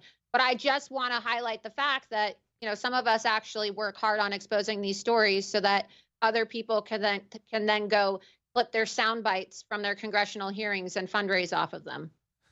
Okay, I don't want to turn this into the cat fight on the war room here. But you know what? I will say this. I understand your frustration because you're always ahead of the curve. That's my work, though. That's my work. No, and I get it. And I will say this, too. I saw other members of the conservative media coming after you. I don't want to mention their names. I don't want to get involved. I want everybody to be on the same team here. But I saw that, and I'm just like, why? Why? I don't understand. And they're cursing at you, and they're cursing at your followers. I don't get it. But they'll use your work. I know they'll use your work. At the end of the day, my focus, right? My focus is getting President Trump reelected, and these people need to be exposed. Lauren Mershon needs to be exposed. All of her clients need to be exposed, and it's an honor to be able to expose these people and have the type of skills that I've acquired over the years to continue exposing these people, because ultimately we're not going to have a country in the next 6 months, Owen, if Donald Trump is not reelected. And so the thing that people need to focus on is the fact that, you know, it's independent journalists like myself who are now having to uncover this information. I kind of want to know what all these researchers that are paid the big bucks by the House GOP and all these super PACs, how come they're not uncovering all this information? Because it's out in the open, right? You check the FEC site and you can clearly see that, you know, Mickey Sherrill, the Democrat New Jersey congresswoman who tweeted the other day, go back to court, when Donald Trump was having his rally in Wildwood. She's also a client of Lauren Mershon. Did Lauren Mershon type that tweet for her? Because we know that the services that Lauren Mershon is offering are digital consulting services and social media services. Just like I want to know, did Lauren Mershon make the video for Joe Biden the other day where he called on Donald Trump to debate him? You'll see that there's a really 30-second video snarky, with 15 jump cuts. There's a really snarky comment, if you want to play the video, where he goes, "Oh, pick the day, Donald, anytime. I hear you're free on Wednesdays." He didn't write that. Obviously He definitely a jab did not at write him that. because he can't do anything except on Wednesdays and the weekend, because Donald Trump is in court every other day of the week. And so you constantly have these patterns now that are popping up, Owen. And the pattern is that all these Democrats that happen to be clients of Lauren Mershon are incorporating indictment messaging into their campaign messaging and their social media posts about President Trump. And the common denominator here is the fact that they are all paying Lauren Mershon hundreds of thousands, if not millions of dollars, okay? And she specifically is representing clients who are involved in key races in which President Trump has endorsed. So she's currently involved in the Montana Senate race as well. And if you look at John Tester's expenditure reports, you see millions of dollars have gone to authentic campaigns. She's the number 3 vendor right now for the Senate Majority PAC under Chuck Schumer. So you could pretty much assume, given the fact that the Senate Majority PAC has an explicit goal of trying to get all the Democrats in the Senate reelected and take over Republican Senate seats, that every single Democrat Senate candidate is utilizing authentic campaigns as a vendor. So this is millions of dollars. And you would think that somebody who's accepting millions of dollars in payments, right, Owen, would have a CPA or accounting firm. I'm sure that at InfoWars, when people want to send donations to InfoWars, they don't get Alex Jones's personal home address. So they probably have an accounting firm. Same thing with Lauren Mershon. You would think that she would have an accounting firm where somebody would collect the funds. Is it normal for her to be giving her personal home address out to her clients? I don't think so. I don't think that that's normal or above board whatsoever, especially when the client we're talking about is admitting on national television during the trial to coaching the prosecution's star witness, Michael Cohen. Well, and if we know anything about the Democrats, they tend to, whatever they claim they represent in their name, it's actually the opposite. So authentic campaigns is probably unauthentic campaigns. It's probably just a total front Maybe it's to own this judge. I mean, I don't know. This goes back for a long time that they've been should getting. Investigate. Absolutely, there should be an investigation. What I don't understand is that, we have control of the House, but it feels like the Democrats are in control of the House because with all this evidence, how come? Well, they are. Mike Johnson. I mean, so yeah. The committee hasn't subpoenaed Lauren Mershon. How come Lauren Mershon isn't being subpoenaed, and how come her bank account records are not being subpoenaed, and how come she's not having to testify under oath as to whether or not this is a pay-for-play scheme? Because even President Trump today alluded to the fact that, if they dismiss this case against me, they're going to be very angry at the Mershon family. And you can almost guarantee that the reason why she's received so much business, especially in the last year alone, is because over the last year, since this indictment has, occurred March 30th, 2023, that's when you're seeing a majority of these very large transactions being dispersed. And so there's no doubt about it that this has become a very lucrative business deal because the Democrats view the Mershon family as the family that's going to save the day and, hold Donald Trump to account and jail him and, interfere in this election. So, yeah, you could see there I blurred out the records. But if you were to look at the versions that were not blurred, which I have, the address on that form right there, which I blurred out, is the same as the Schedule B form for the FEC for the Richmond, Virginia address. That is Lauren Mershon's personal home address, where she lives with her husband. Yeah, I mean, Mike Johnson is the problem, I think, in the House. But even in the Oversight Committee, I don't know if they really fully appreciate exactly what is happening here and the depth of it. Because, again, this judge's daughter has been receiving money and been working with Democrats for years now. I mean, the odds of that and then this judge landing on this case in New York is nearly impossible. So it looks like the whole thing has been rigged like the NBA lottery from the very beginning. And also, it's looking like Judge Mershon is also going to be Steve Bannon's judge as well. Oh, so sure he is, of course. Not just President Trump's, but also he's going to be the judge overseeing Steve Bannon's trial as well. They're trying to throw Steve Bannon in jail for about 4 months or so. So I think that this judge is really, it's almost too good to be true in the sense that it's like a casting couch, right? It's almost like you couldn't have a better scenario here for the Democrats. Immigrant judge, communist, from Colombia, immigrant, comes to America, has a daughter who has a multi-million-dollar political consulting firm, works for Biden, works for Kamala, works for Chuck Schumer, works for Adam Schiff, and now the same judge whose daughter's, helping Democrats raise millions of dollars to go after Trump, right? The same judge happens to have this daughter with the consulting firm. I mean, you just can't make it up. Oh, and he also has a wife that used to work with Letitia James. I mean, what are the odds? What are the odds that if you roll a dice that that's what's going to happen, right? It's almost like these things are all being planned ahead of time, just like all the lawyers involved in these cases, like Michael Colangelo and his wife, and Alvin Bragg and Alvin Bragg's wife. All these people happen to go to Harvard at the same exact time, not at separate times, but they're all friends with each other, all involved in the Trump persecution lawfare, all going to Harvard at the same time. And who else were they studying at Harvard with at the same exact time? Jonathan Soros, the son of George Soros. So again, these connections cannot be overlooked. Wait, and it really that's begs a the different question, son. That's not Alex. That's a different son? Different son. How long have these people been planning against Donald Trump, and how long do these relationships go back? It's not a coincidence, in my opinion, that all of these people who are married to each other and all studied at the same university together at the same exact time are now all somehow like working together on this case to prosecute Donald Trump. They're clearly, and I'm not saying they're secret societies, but what I am saying is that there's clearly a very useful idiots.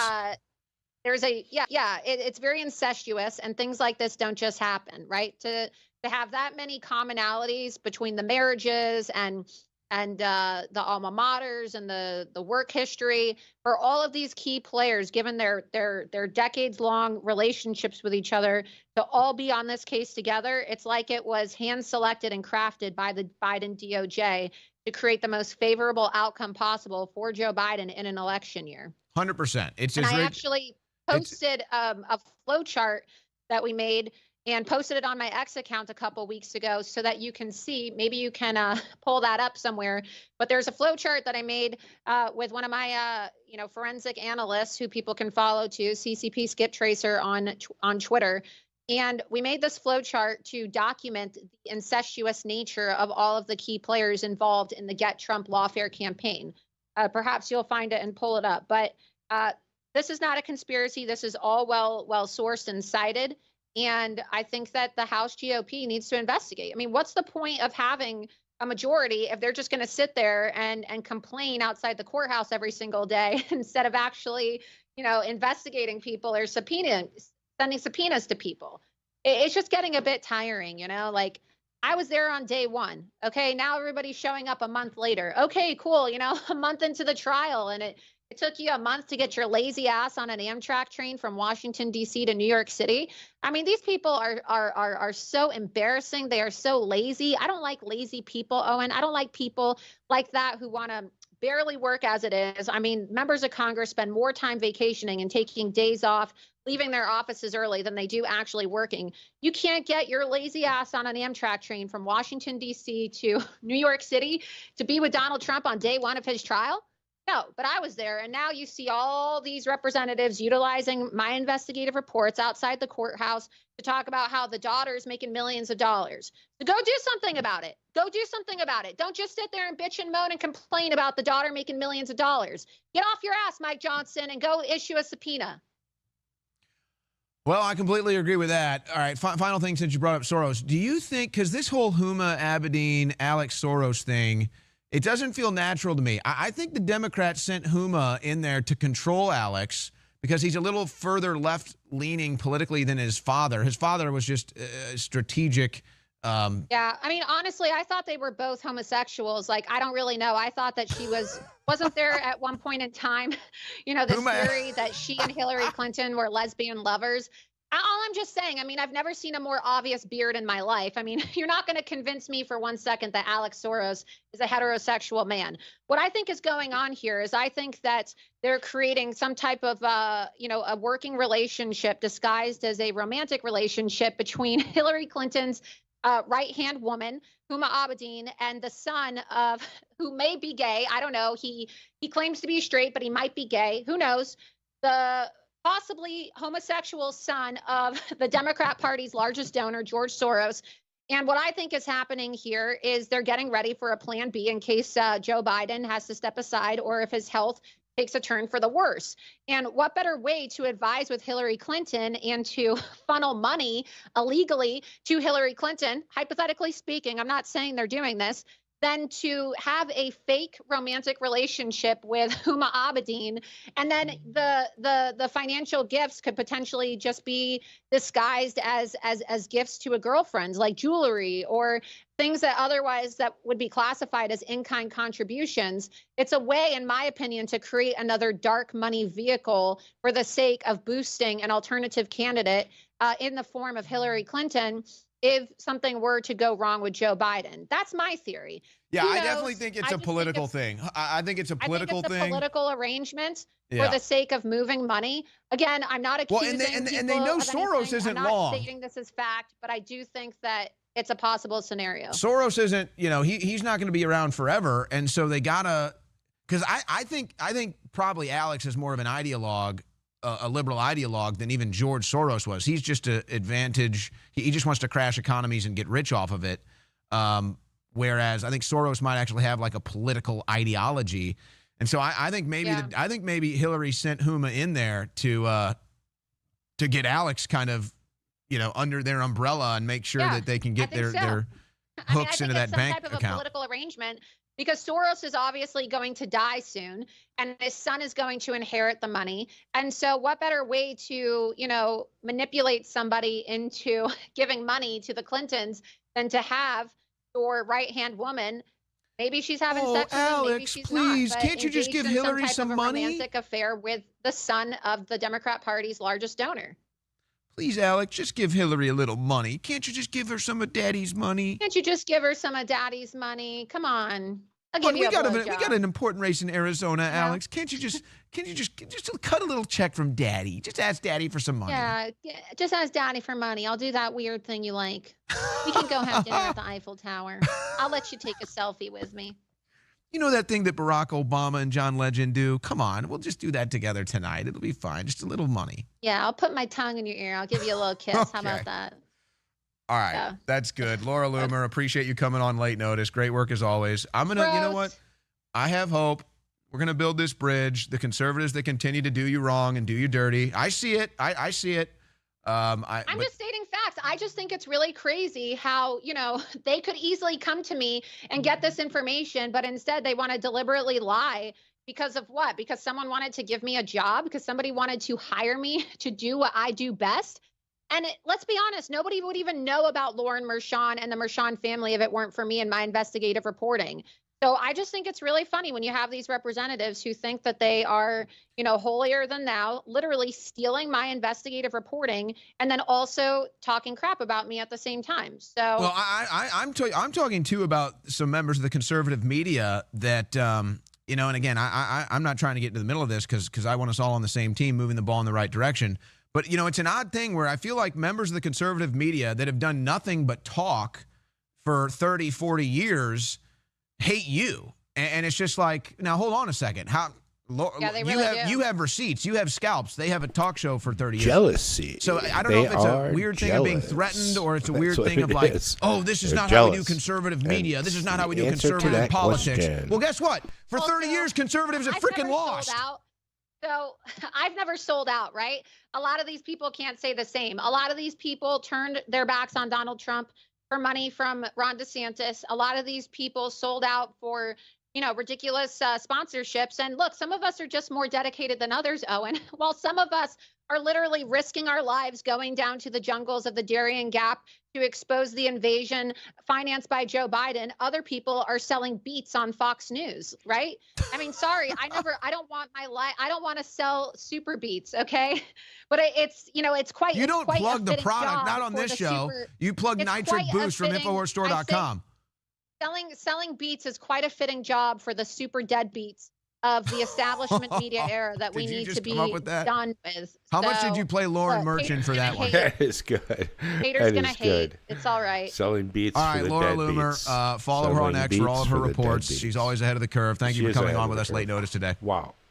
Yep, thanks for having me on. And people can follow me on X and True Social at Laura Loomer and tune in to Loomer Unleashed tonight, live at 8 p.m. Eastern on my Rumble, rumble.com/Laura Loomer. I'm going to be exposing Lauren Mershon and all these shady receipts tonight. So watch live.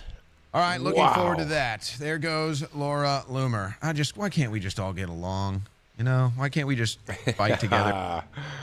Owen, getting Laura Loomer and MTG to go back to be friends, like she just said, just listen to what she said. That bridge has burned. Exactly. MTG cannot be a traitor, MTG. All right, so what time is it? It's going on 5 o'clock. All right, awesome. Perfect time to end this show, and then that gives me 2 hours. I have to go plant my gardens. Not the whole thing, just some seeds. Got to get that done. And we'll be back for Laura's show. You guys are awesome. Perfect timing right there, right? So we're live on Instagram, YouTube, Rumble, and X. All 4 platforms at the same time. I know you're like, how does he do it? It's crazy.